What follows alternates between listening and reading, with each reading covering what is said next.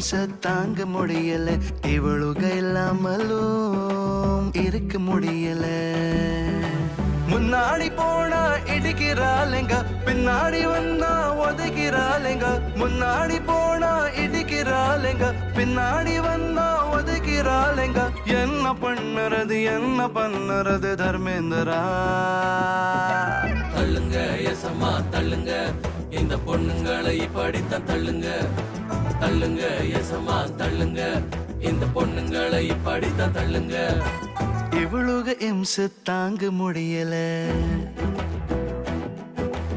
இவளுக இல்லாமலும் இருக்க முடியல.